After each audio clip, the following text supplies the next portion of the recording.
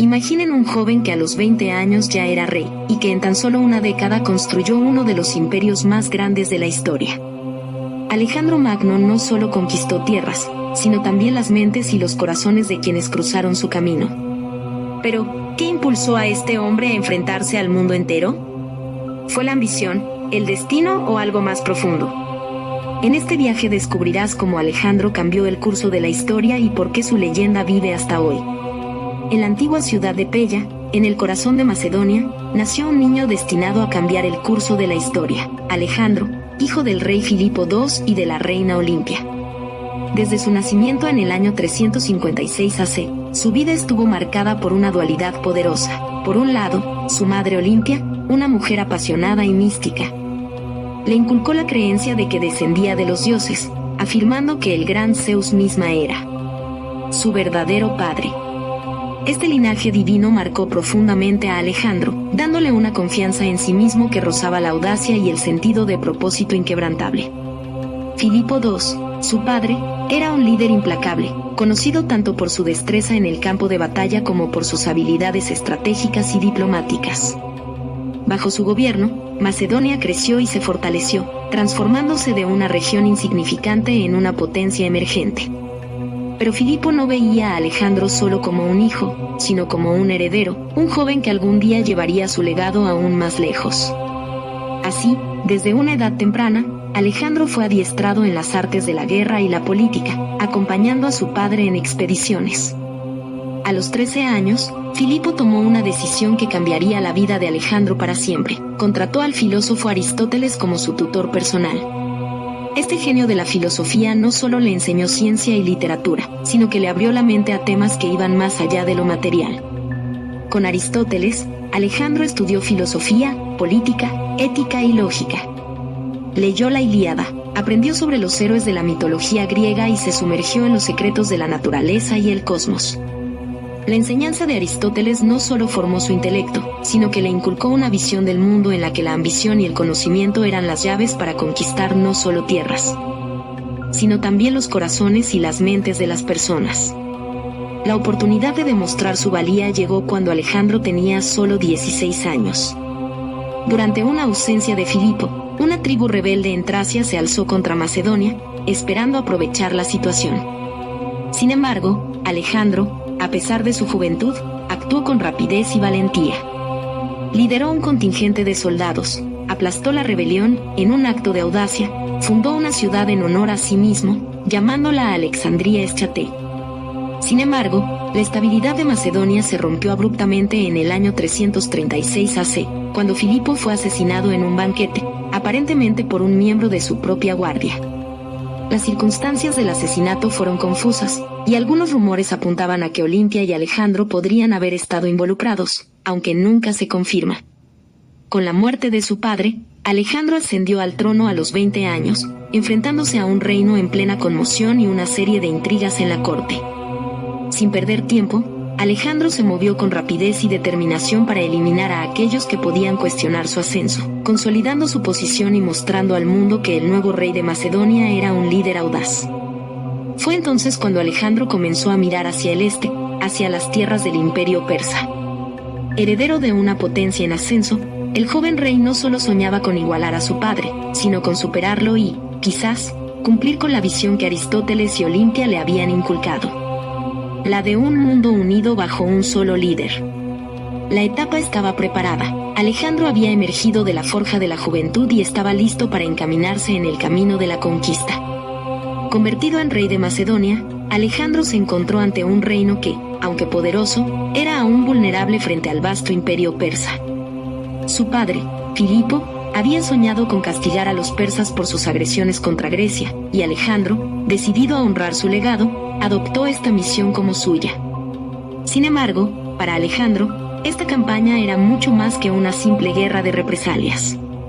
Desde el principio, Alejandro había soñado con conquistar el imperio más grande del mundo, no solo como acto de venganza, sino como la manera de crear. En la primavera del 334 AC, Alejandro cruzó el Helesponto, el estrecho que separaba Europa de Asia, con un ejército de 35.000 hombres. Este acto no fue solo una estrategia militar, era un símbolo de su deseo de trascender los límites de lo conocido, de lanzarse a lo desconocido con un propósito casi divino. Al llegar a la costa asiática, Alejandro visitó la antigua ciudad de Troya, donde realizó un sacrificio en honor a Aquiles, su héroe personal. En el santuario de Troya, el joven rey tomó las armas sagradas que, según la leyenda, habían pertenecido a Aquiles, jurando que él también haría historia.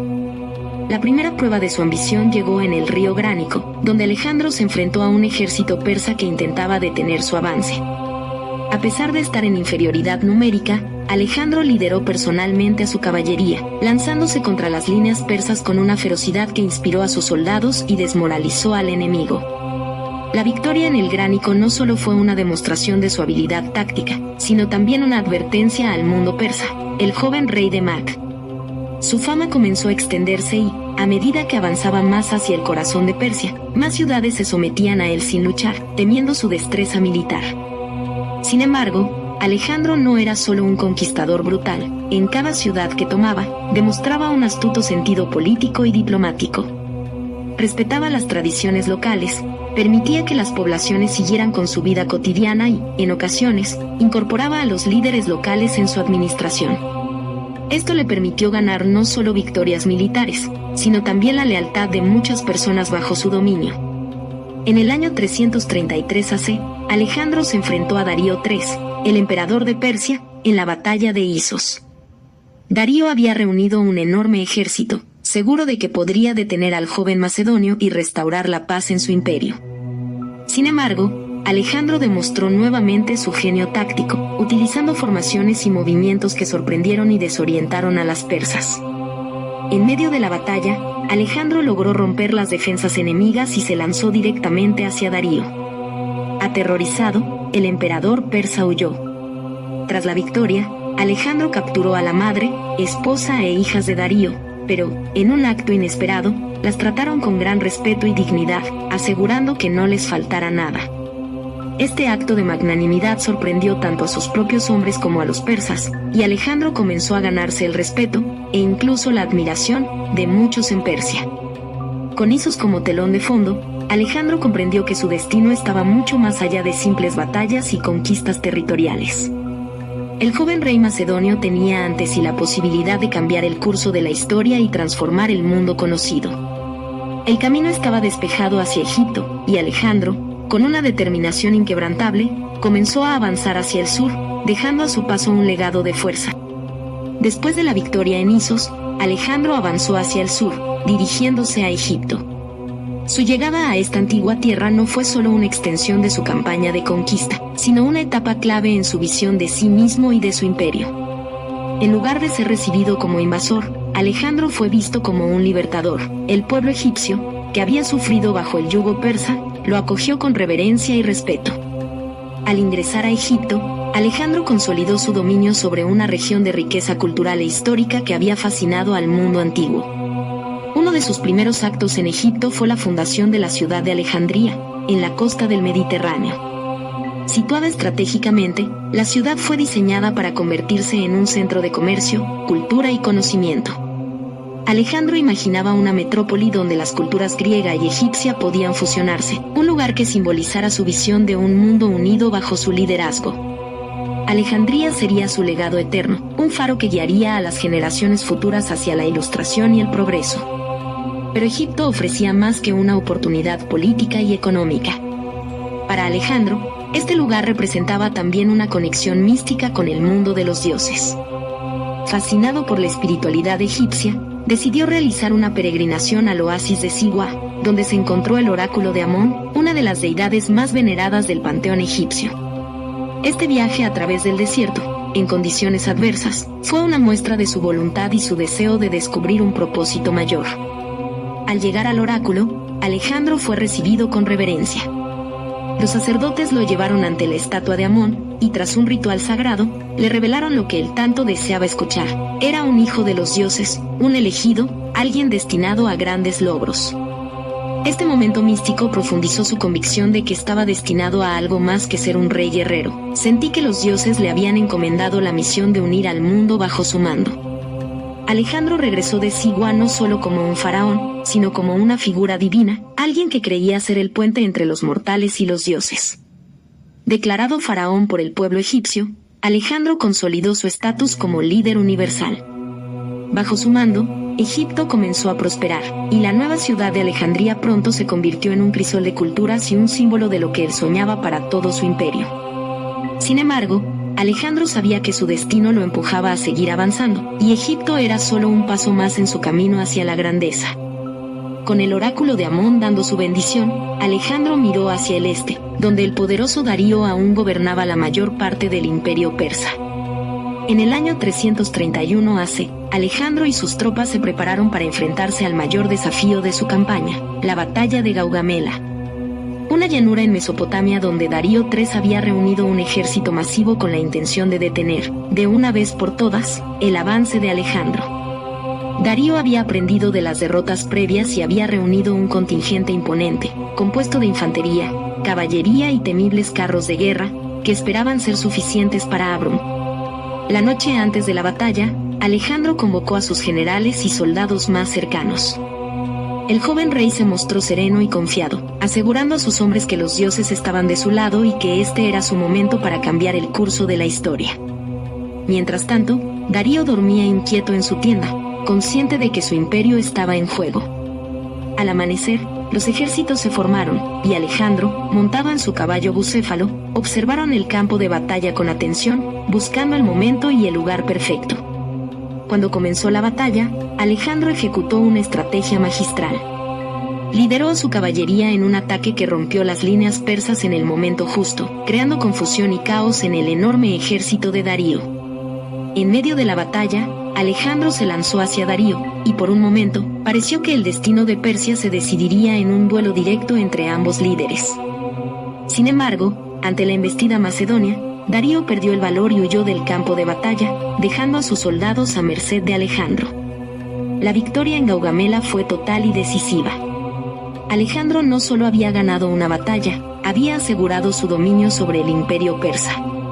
Entró triunfante en Babilonia, una de las ciudades más espléndidas del mundo antiguo, donde fue recibido como un héroe. Las puertas de Babilonia se abrieron para él sin resistencia, y el pueblo lo aclamó como su nuevo gobernante. Pero en Persépolis, Alejandro se enfrentó a una decisión que marcaría su legado para siempre. La ciudad representaba el corazón del imperio que tanto había deseado conquistar, y aunque podría haberse presentado como un gobernante magnánimo, Alejandro tomó una decisión drástica: ascendió a Persépolis, en un acto que muchos interpretaron como venganza por las antiguas invasiones persas a Grecia. Después de la caída de Persépolis, Alejandro comenzó a integrar a las élites persas en su imperio, adoptando vestimentas y costumbres persas e incentivando matrimonios entre sus soldados y mujeres persas. Quería que Macedonia y Persia se fusionaran en un solo imperio, unificando Oriente y Occidente bajo su mando. Sin embargo, este intento de integración no fue bien recibido por todos. Sus generales y soldados, que lo habían seguido fielmente, empezaron a sentir que Alejandro estaba perdiendo sus raíces y que el poder y la gloria. A pesar de las tensiones internas, Alejandro siguió avanzando. Su visión de unificar el mundo conocido era inquebrantable. Sin embargo, cada vez estaba más claro que su ambición no tenía límites y que su espíritu indomable lo empujaría a seguir adelante, sin importar el costo. Persia había caído, pero Alejandro todavía sentía que su destino lo llamaba más allá, hacia las tierras desconocidas del este. Con su imperio ahora expandiéndose a través de Asia, Alejandro se preparaba para su siguiente desafío, el vasto y misterioso subcontinente indio. Con el imperio persa bajo su dominio, Alejandro comenzó a mirar aún más hacia el este, hacia territorios que los griegos solo conocían a través de rumores. Su ambición parecía insaciable, y aunque muchos de sus hombres estaban agotados tras años de campañas, Alejandro estaba decidido a continuar. Su siguiente destino fue Bactria, una región montañosa y hostil, habitada por tribus guerreras que no se sometieron fácilmente al nuevo conquistador. En Bactria y Sogdiana, Alejandro enfrentó una resistencia feroz. A diferencia de las grandes batallas contra el ejército persa, estas nuevas tierras representan un tipo de conflicto diferente, caracterizado por incursiones rápidas y ataques de guerrilla de las tribus locales. En lugar de una victoria rápida, Alejandro se vio obligado a adoptar tácticas de asedio y dividir sus fuerzas en múltiples contingentes para someter a las tribus rebeldes. Las montañas y desiertos inhóspitos de estas regiones se convirtieron en un verdadero desafío para su ejército, acostumbrado a los grandes enfrentamientos en campo abierto. En medio de esta campaña, Alejandro conoció a Roxana, una princesa de Sogdiana, cuya belleza y nobleza lo cautivaron. Fue un encuentro inesperado para un hombre que parecía estar siempre enfocado en sus conquistas y campañas. Alejandro se casó con Roxana, uniendo así su linaje con el de las élites locales, y simbolizando su compromiso de integrar a las culturas orientales dentro de su imperio. Para algunos de sus hombres, este matrimonio fue visto con recelo, ya que temían que Alejandro estuviera adoptando demasiado de la cultura oriental y alejándose de sus raíces macedonias y griegas. Sin embargo, para Alejandro, esta unión representaba su visión de un mundo unido, en el que las divisiones étnicas y culturales eran superadas. Con el control de Bactria y Sogdiana asegurado, Alejandro se dirigió al sur, hacia el subcontinente indio, una región de la que se hablaba como una tierra de riquezas y misterios. Sus exploradores y asesores le contaban historias sobre los reinos de la India, sus ejércitos de elefantes y sus ciudades opulentas.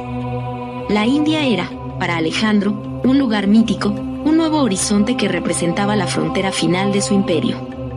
Decidido a expandir su dominio hasta los confines del mundo conocido, Alejandro cruzó el Indus con su ejército, enfrentándose a un terreno aún más desafiante y a un clima que puso a prueba la resistencia de sus tropas. La campaña en la India fue una de las más duras que Alejandro enfrentó. Los ejércitos indios eran formidables y empleaban tácticas desconocidas para los macedonios. En la batalla de Hidaspes, Alejandro se enfrentó al rey Poro, un gobernante local que comandaba un ejército compuesto por soldados, caballería y un batallón de elefantes de guerra. Estos elefantes, enormes y entrenados para aplastar a los soldados enemigos, causaron estragos en las filas macedonias. Sin embargo, Alejandro, siempre ingenioso en el campo de batalla, logró adaptar sus tácticas para contrarrestar la amenaza. Dirigió a sus tropas con una precisión casi sobrenatural, y tras una lucha agotadora, derrotó a Poro. Impresionado por la valentía y nobleza del rey indio, Alejandro lo trató con respeto y lo reinstaló como gobernante, convirtiéndolo en un aliado leal. La victoria en el Hidaspes fue significativa, pero también reveló el límite de la ambición de Alejandro. A pesar de su éxito, sus hombres estaban al borde del agotamiento. Durante años, habían seguido a su líder a través de territorios desconocidos, enfrentándose a condiciones extremas y luchando en tierras lejanas de su hogar. Para ellos, la India representaba la última frontera, un punto en el que la gloria de la conquista empezaba a ser eclipsada por el deseo de regresar a Macedonia. Una noche, mientras acampaban cerca del río Éfasis, Alejandro convocó a sus generales para discutir sus planes de continuar hacia el este. Pero esta vez, en lugar de encontrar apoyo incondicional, se enfrentó a una resistencia inesperada. Sus soldados, agotados y temerosos de los peligros desconocidos que les esperaban en las profundidades de la India, se negaron a seguir adelante. Alejandro intentó persuadirlos, les recordaron las glorias y riquezas que habían ganado, y les prometieron aún más si continuaban, pero la decisión de sus hombres era firme. Incluso los más leales entre sus generales sabían que habían alcanzado el límite de lo posible. Alejandro se retiró a su tienda, frustrado y abatido. Por primera vez en su vida, el joven rey, que siempre había superado cualquier obstáculo, se vio obligado a aceptar una derrota, no en el campo de batalla, sino en la mente y el espíritu de sus propios soldados. Finalmente, comprendió que su ambición había llegado demasiado lejos y que era el momento de regresar. Con gran pesar, dio la orden de emprender el camino de regreso a Babilonia, sabiendo que, aunque su sueño de un imperio global había quedado incompleto, había alcanzado más que cualquier otro líder en la historia. El regreso de Alejandro a Babilonia estuvo marcado por desafíos y sacrificios. El viaje a través del desierto de Gedrosia fue devastador. Miles de sus hombres murieron de hambre, sed y enfermedades. Para Alejandro, cada pérdida era un recordatorio de los sacrificios que su gente había hecho por sus sueños de conquista. Cuando finalmente llegó a Babilonia, era un hombre transformado. El joven audaz y ambicioso que había salido de Macedonia ahora cargaba con el peso de un imperio vasto y fragmentado, y de la pérdida de muchos de sus hombres. Sin embargo, Alejandro no estaba dispuesto a quedarse quieto. En Babilonia, comenzó a planear nuevas campañas, esta vez hacia Arabia y otras regiones aún sin explorar. Al mismo tiempo, trató de consolidar su imperio promoviendo la integración entre macedonios y persas, fomentando matrimonios mixtos y adoptando costumbres persas en su corte. Sin embargo, esta política generó tensiones entre sus hombres. Muchos macedonios veían con desconfianza las costumbres persas que Alejandro había adoptado y sentían que su líder se estaba alejando de ellos. Las tensiones internas aumentaron, y algunos de sus generales a cuestionar su liderazgo. Alejandro se encontró en un dilema. Había creado un imperio vasto y multicultural, pero mantenerlo unido resultó en una tarea monumental. La presión y las tensiones comenzaron a afectar su salud. Alejandro se sumergía cada vez más en celebraciones y banquetes en los que se rumoreaba que bebía en exceso, buscando quizás en el vino un alivio para las frustraciones que lo consumían.